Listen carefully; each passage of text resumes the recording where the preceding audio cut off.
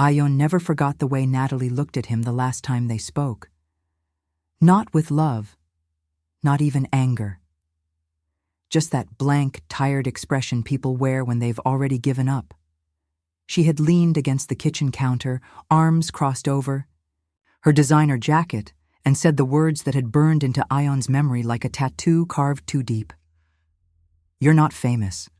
You're not even trying. I can't keep pretending like this is going somewhere." He didn't say anything back. Maybe he should have fought for her. Maybe he should have told her the song he was working on was almost finished, that the producers he had been chasing for months were finally calling back. But Ion had learned something over the years. When someone chooses to stop believing in you, there's no point throwing dreams at them like confetti. She had already packed most of her things anyway. He remembered the click of her heels fading down the hallway. No goodbye. Just a door shutting softly, like she didn't want to wake the version of him she was leaving behind. 2 years later, Ion stood in a crowded dressing room at the O2 Arena in London, listening to the roar of 30,000 people chanting his name. His hands trembled, not with nerves, but disbelief. The journey here hadn't been easy. He had eaten more canned noodles than real meals, slept on friends' couches, and played his heart out in bars where the only applause came from drunk strangers trying not to fall off their stools. But someone had heard him. One night in a dingy pub in Camden, a woman named Elizabeth had walked up to him after his set. She wasn't flashy. No oversized sunglasses or fake compliments, just straight talk. "You've got something," she said. "Raw, real. Don't let the wrong people waste your time." Elizabeth had believed in him when even he struggled to. She introduced him to Olsen, a producer with more contacts than charm, but the guy could recognize talent like a bloodhound sniffing out gold. Together they worked late nights, scrapping and stitching sound, until Ion's music hit the kind of nerve that made the world listen. Now here he was, platinum plaques on the wall, interviews scheduled for weeks, and millions following his every why? Lyric like gospel. But no matter how bright the lights got, he still thought about Natalie. He thought about her even more when he noticed a familiar voice backstage that night. High-pitched laughter, the kind that always followed drama. Ion turned toward the dressing room entrance and saw her, Natalie, in a red cocktail dress, standing between two women who looked like they belonged to a reality show about people, pretending to be rich. Elizabeth leaned in. "Ex?"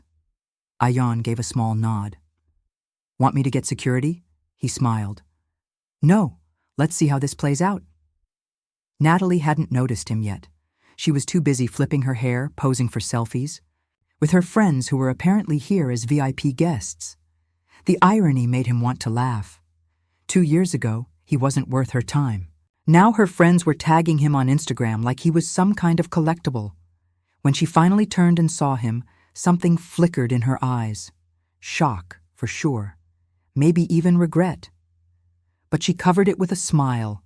Charming, fake, the kind of smile you give a man you once dumped, but now desperately wish you hadn't. "Ion," she said, stepping forward like they were old friends. "Wow, it's been 2 years, 4 months, and 11 days, he said calmly.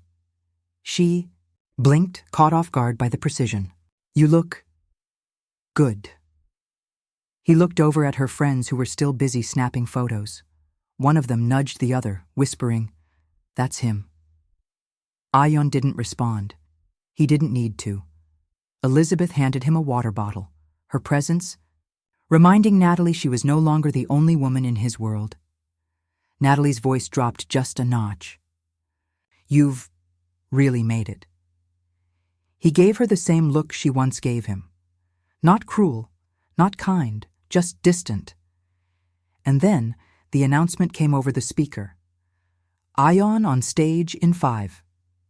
He turned to leave, but not before saying quietly, "You said I wasn't famous enough. Now your friends ask for my autograph." He didn't wait for her reply.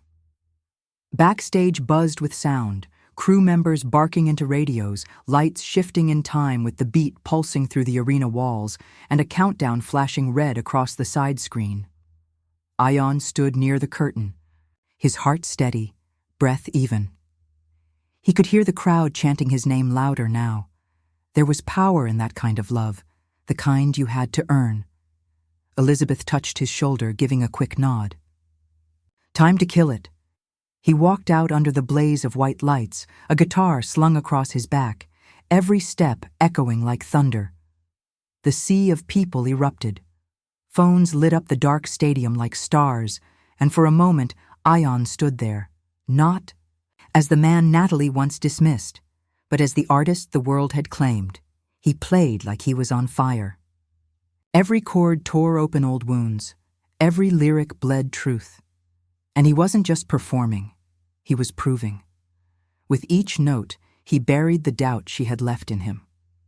By the time the final chorus faded and the lights dimmed, there was no question who he was anymore. Back in the dressing room, sweat still clinging to his skin, Ion slumped into the leather chair as Elizabeth handed him a towel. "You killed it," she said, smiling. "No lie." "Felt like I finally exhaled," he replied, eyes scanning the room, making sure Natalie wasn't lurking again. But the door creaked open. It wasn't Natalie. It was Olsen, wearing a blazer that cost more than Ion's old apartment. He grinned, holding up his phone. "Check this out. Your single just broke the streaming record. You're trending top 5 worldwide right now." Ion took the phone and stared at the numbers. He'd imagined this moment so many times, but now that it was real, it didn't feel like victory. It felt like closure. Olsen pulled a chair up beside him. "Also, press is loving the mystery woman angle. You and Elizabeth, that vibe on stage, people want to know more." Elizabeth rolled her eyes.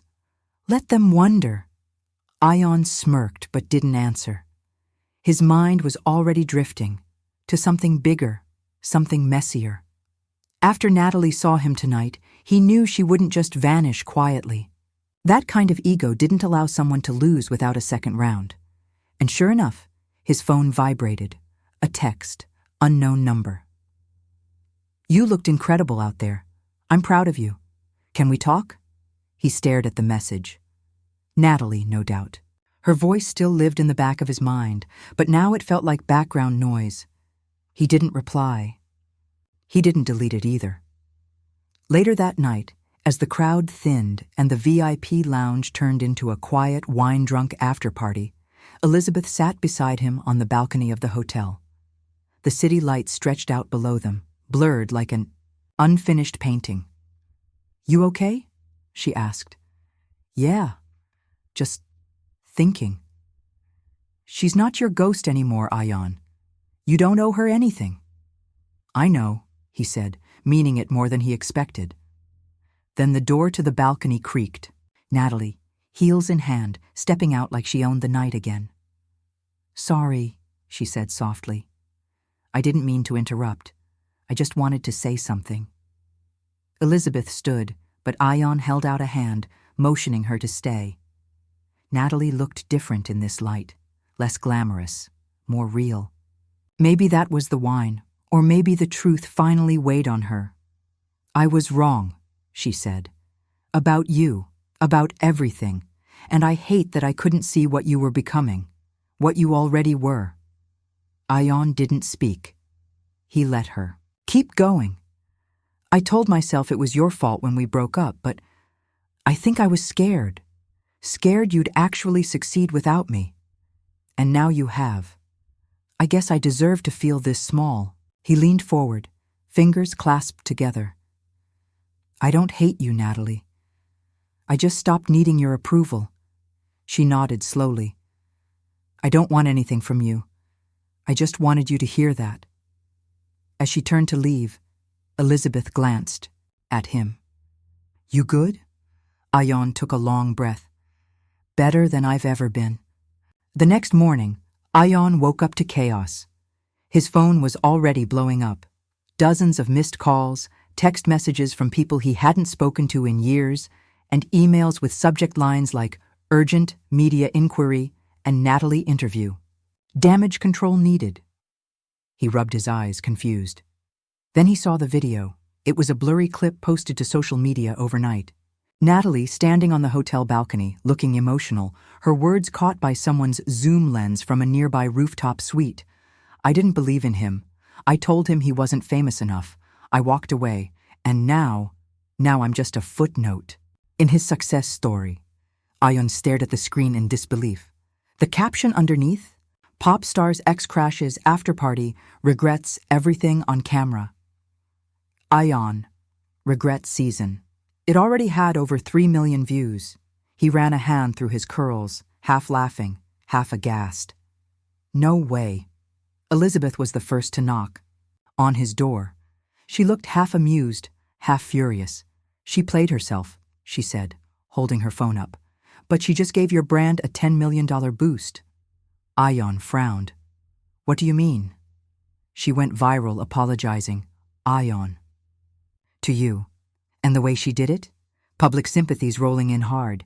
People love a redemption arc, even if it's not hers. Felt like I finally exhaled, he replied, eyes scanning the room, making sure Natalie wasn't lurking again. But the door creaked open. It wasn't Natalie. It was Olsen, wearing a blazer that cost more than Ayon's old apartment. He grinned, holding up his phone. Check this out. Your single just broke the streaming record. You're trending top 5 worldwide right now. Ayon took the phone and stared at the numbers. He'd imagined this moment so many times, but now that it was real, it didn't feel like victory. It felt like closure. Olsen pulled a chair up beside him. Also, press is loving the mystery woman angle. You and Elizabeth, that vibe on stage, people want to know more. Elizabeth rolled her eyes. Let them wonder. Ayon smirked, but didn't answer. His mind was already drifting to something bigger, something messier. After Natalie saw him tonight, he knew she wouldn't just vanish quietly. That kind of ego didn't allow someone to lose without a second round. And sure enough, his phone vibrated. A text. Unknown number. You looked incredible out there. I'm proud of you. Can we talk? He stared at the message. Natalie, no doubt. Her voice still lived in the back of his mind, but now it felt like background noise. He didn't reply. He didn't delete it either. Later that night, as the crowd thinned and the VIP lounge turned into a quiet, wine-drunk after-party, Elizabeth sat beside him on the balcony of the hotel. The city lights stretched out below them, blurred like an unfinished painting. You okay? She asked. Yeah, just thinking. She's not your ghost anymore, Ayon. You don't owe her anything. I know, he said, meaning it more than he expected. Then the door to the balcony creaked. Natalie, heels in hand, stepping out like she owned the night again. Sorry, she said softly. I didn't mean to interrupt. I just wanted to say something. Elizabeth stood, but Ayon held out a hand, motioning her to stay. Natalie looked different in this light, less glamorous, more real. Maybe that was the wine, or maybe the truth finally weighed on her. I was wrong, she said, about you, about everything, and I hate that I couldn't see what you were becoming, what you already were. Ayon didn't speak. He let her. Keep going. I told myself it was your fault when we broke up, but I think I was scared. Scared you'd actually succeed without me, and now you have. I guess I deserve to feel this small. He leaned forward, fingers clasped together. I don't hate you, Natalie. I just stopped needing your approval. She nodded slowly. I don't want anything from you. I just wanted you to hear that. As she turned to leave, Elizabeth glanced at him. You good? Ayon took a long breath. Better than I've ever been. The next morning, Ayon woke up to chaos. His phone was already blowing up, dozens of missed calls, text messages from people he hadn't spoken to in years, and emails with subject lines like urgent media inquiry and Natalie interview, damage control needed. He rubbed his eyes, confused. Then he saw the video. It was a blurry clip posted to social media overnight. Natalie, standing on the hotel balcony, looking emotional, her words caught by someone's zoom lens from a nearby rooftop suite. I didn't believe in him. I told him he wasn't famous enough. I walked away, and now I'm just a footnote. In his success story, Ion stared at the screen in disbelief. The caption underneath? Pop star's ex crashes. After party. Regrets everything on camera. Ras Ion Jack's regret season. It already had over 3 million views. He ran a hand through his curls, half laughing, half aghast.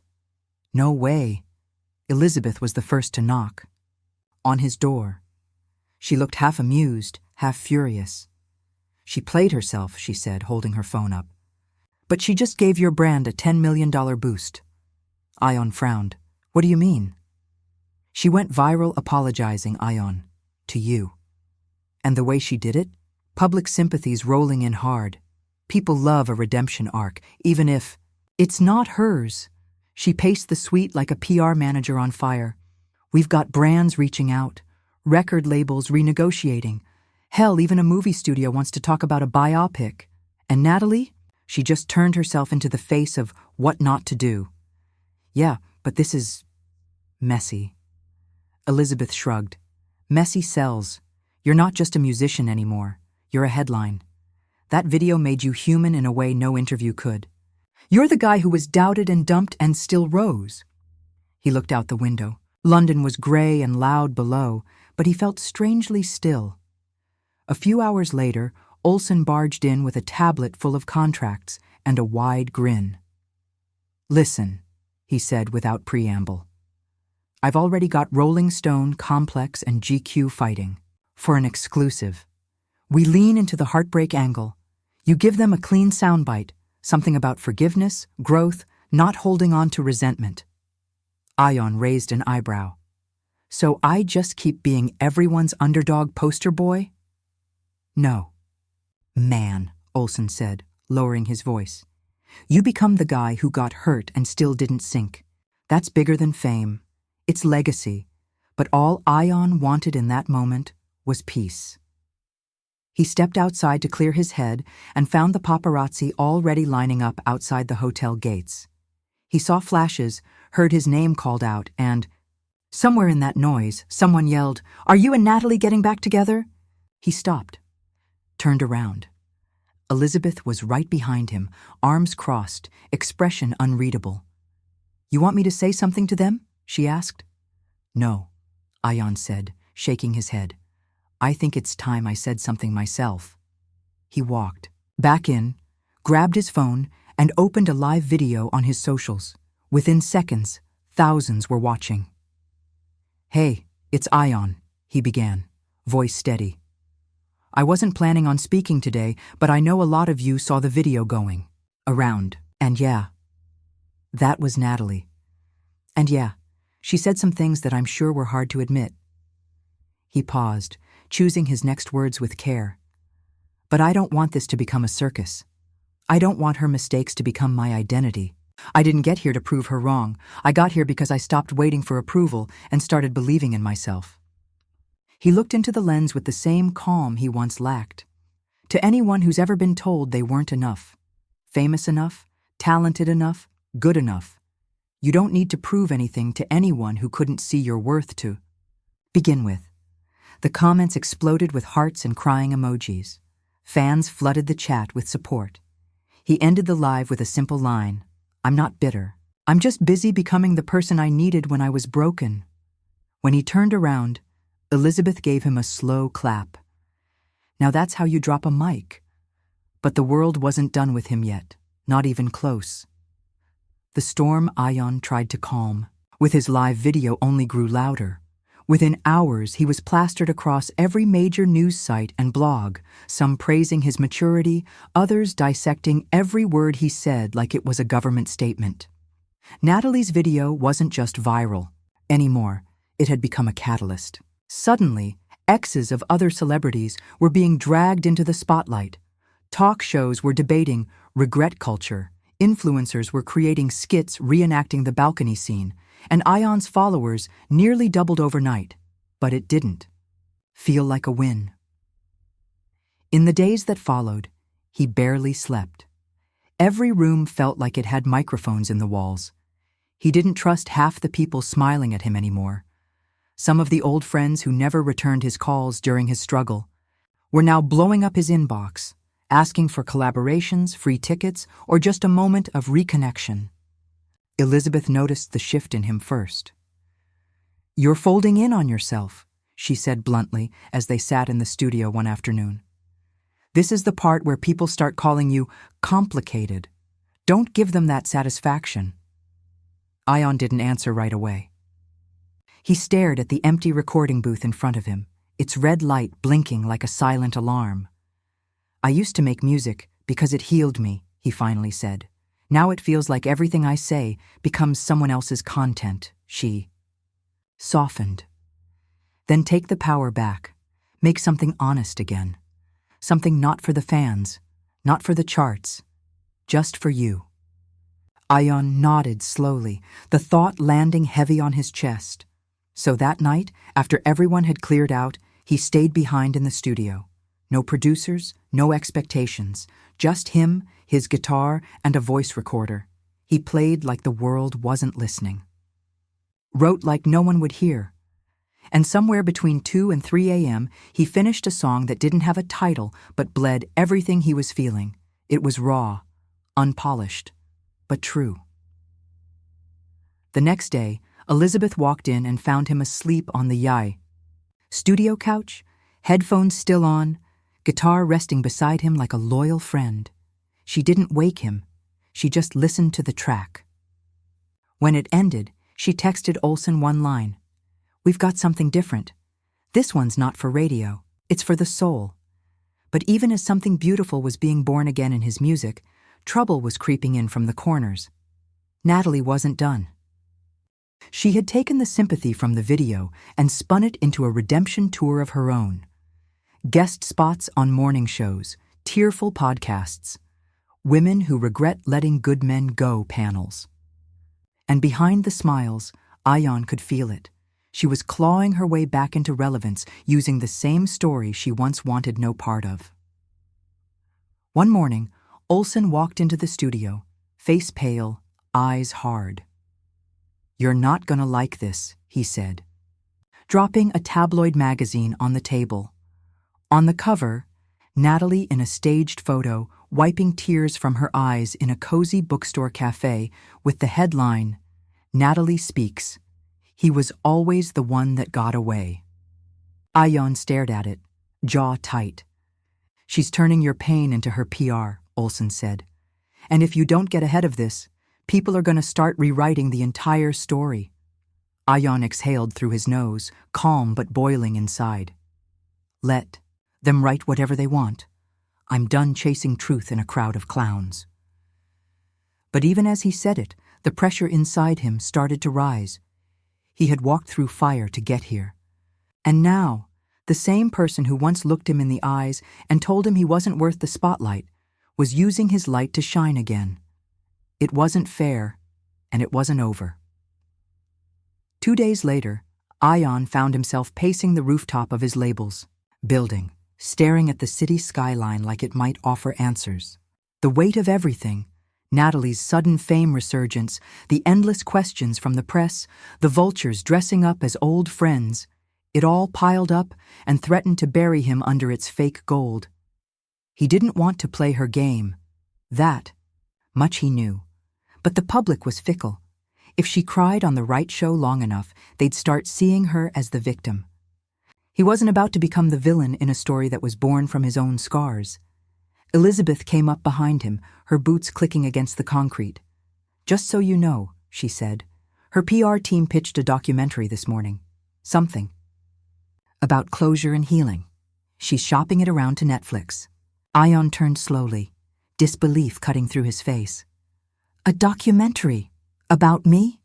"About her," Elizabeth corrected. "But you're the plot, and she knows it." He rubbed his face with both hands. "This is disgusting." "She's not trying to get you back. She's trying to eat off your name," Elizabeth said. "You either star in her narrative or you burn the whole script." Ion went quiet.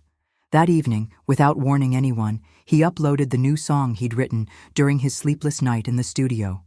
No label promo, no teaser, just a black screen and the title, The Last Time I Said Goodbye. The lyrics. Didn't mention her name, but it didn't need to. You told me I'd never be enough, that dreams don't pay the bills or light the dark.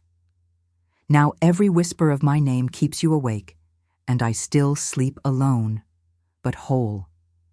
The internet caught fire. Not just because the song was good, but because it was true, the kind of truth that slapped people in the chest and stayed there. Within hours, the song trended globally. Fans dissected every line, every pause, reading between lyrics like they were decoding scripture. Natalie posted a cryptic message shortly after. Sometimes songs tell only half the truth. Don't believe everything you hear. But by then, no one was listening to her. Everyone was listening to him. A week later, Ion was invited to perform at a private industry gala, a room filled with Grammy voters, execs, and the people who decided what history remembered. He wasn't going to do it until he found out Natalie was attending. He said yes. He wore all black, kept his shades on, and said no to interviews.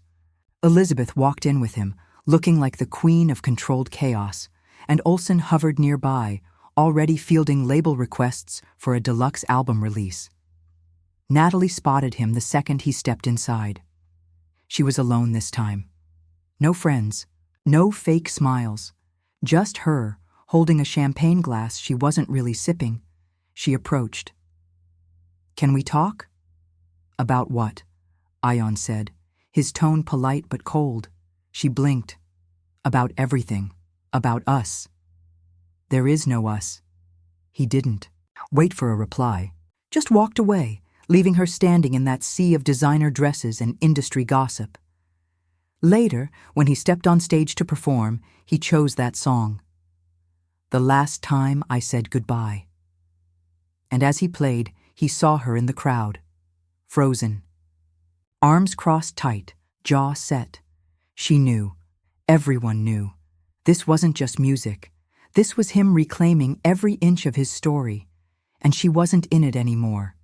After the gala, everything shifted, not just for Ion, but for the entire perception of who he was. That performance was no longer just a song. It became a statement. His team fielded offers for everything from intimate docuseries to fashion deals, brand endorsements, even a book deal. Suddenly, people weren't just fans of his music. They were invested in his journey. Elizabeth sorted through the chaos like a machine, barely sleeping, constantly reminding him what to ignore and what to capitalize on. "This isn't a wave, Ion," she told him, flipping through pages of interview questions. "This is a tsunami. You're either gonna ride it or drown in your own silence." And yet, even as the world applauded, Ion felt that strange hollowness inside. The kind that comes after getting everything you thought you wanted. It was late one night when Olsen showed up with news that made Ion pause mid-sip of his whiskey. "Natalie." "Signed a book deal," Olsen said. Ion looked up from the glass, slowly. "What?" "Memoir style," Olsen continued. "Titles corny as hell. Love letters to the one that got away. They're billing it like some big emotional confessional." "Her side of the story," Ion laughed, a dry, joyless sound. "She's milking a breakup for royalties." "She's smart," Olsen said. "But you're smarter. The real question is, what are you going to do about it?" Ion didn't answer right away. He thought of everything she'd said to him that night in the kitchen. How she had looked at him like he was wasting her time. How she didn't even hug him goodbye. And now, after watching him claw his way to success, she wanted to write him into her legacy like he was the one that got away? No, she lost him. But now she wanted people to think she was the one bleeding. He decided right then, he wasn't going to respond through interviews or press. No rants, no backhanded tweets. He would answer the way he always had, through the studio. He booked it for 3 days straight. Just him, no outside writers, no ghost producers, just Ion, raw and sleepless and locked in with the same fire that first made Elizabeth believe in him. The first track was called You Let Me Go. It was haunting, quiet, almost whispered. You loved me until it cost too much. Then said my dreams weren't worth the fight. Now your voice lives in interviews, not in my life. Elizabeth listened in silence the first time he played it. Then she looked at him and said, "We release this the day her book drops." He nodded. "Let's not just end the story. Let's close the damn book." The night before the release, Natalie's team leaked an excerpt to the media. A chapter where she described Ion as brilliant but directionless, how she tried to support him, and how she only left because he was pushing her away. It was a calculated spin, but the next morning, Ion's track dropped, and people heard the truth, not through gossip, but through goosebumps, the pain in his voice, the lyricism, the part where he said, almost in a whisper, "You didn't walk away from a mess. You walked away from a miracle still growing." The song went viral in under an hour. Natalie's book? It barely trended past the morning. People saw it for what it was, a reach, a rewrite. The contrast was undeniable. She tried to sell a story. Ayun Sung won, and it hit the soul. By nightfall, even her own followers were commenting things like, "Girl, you really fumbled the whole future, and he told the story better in 3 minutes." Ayun didn't gloat. He didn't post. He simply recorded another track that same night, because while she was writing about a breakup, he was living a rebirth, and he wasn't done yet. The energy around Ayun shifted again, but this time it was quieter, less fire, more focus. He no longer felt like he had something to prove. The world had heard him. The truth was out. And Natalie? She had become the echo in a room he no longer visited. But fame had its own hunger. As his reputation grew, so did the expectations. Labels wanted the next album to be even bigger. Collaborations with global icons were being pushed on him daily, and streaming platforms were offering exclusive deals if he'd let them shape the narrative. Ayun started saying no, not to be difficult, but because he finally understood something he hadn't before. His peace was more valuable than any trend. Elizabeth supported him, as always. But Olsen wasn't thrilled. "You're too hot to go quiet now," Olsen warned, walking into the studio with a binder full of deal memos. "You have a year, maybe less, before the industry moves on." Ayun didn't even look up from his notepad. "Then let them move on." Olsen scoffed. "You serious?" "I didn't come this far to be owned, Olsen. I came here to be heard. That's it." Olsen grumbled but didn't push further. Deep down, he respected it, even if it made his job harder. What Ayun didn't expect, though, was Elizabeth pulling him aside one night, something heavy behind her usually sharp eyes. "There's something I didn't tell you," she said, hesitating for the first time in a long time. Ayun looked at her, confused. "Okay." "I turned down an interview offer from the Times a few weeks ago," she said. "They wanted to do a piece on you, but they didn't just want music. They wanted Natalie, her side, again." Ayun sighed. "Let them. I'm not giving them anything." "That's not why I'm telling you," she said quickly. "I turned it down because they were framing it like a tragedy, like your life is just some love story that went wrong." Ayun's jaw clenched. "Of course they are. They don't care who you are now. They only care who broke you. And the only reason I'm bringing this up is because I think you should flip the script yourself. One last time." He stared at her, confused. "What do you mean?" "I mean a short film. Not a music video, not a staged breakup. Something real. Something that shows your entire journey, before her, during her, after her. Show the kid who was broke, making beats in his cousin's garage. Show the nights you couldn't sleep. Show what it really cost you." He didn't answer right away. He just nodded slowly. It wasn't a bad idea. He called in a young director from Manchester, someone raw like he had been. They filmed for 2 weeks straight. No big crew. Just shadows, memories, real footage from the past, voiceovers from songs never released, and moments of silence that said more than lyrics ever could. And at the end of it, Ion sat on a rooftop, guitar in lap, and looked straight into the lens. I don't hate her. I just finally loved myself more than her doubt, and that's how I made it. The short film was titled The Goodbye You Gave Me. He dropped it with no press, no trailers, just a single post. If you ever had to lose someone to find yourself, this is for you. The internet stopped, not scrolled, stopped. It was shared more than any of his music videos. Artists reached out to collaborate. Therapists posted reaction videos. Teachers played it in classrooms. Fans called it the most emotionally honest thing a celebrity's ever released. Even people who had never heard a single Ion track found themselves watching it at 2 a.m., headphones in, heart cracked open. And somewhere, Ion knew Natalie saw it too. She didn't post about it. She didn't dare. But her silence spoke louder than any apology.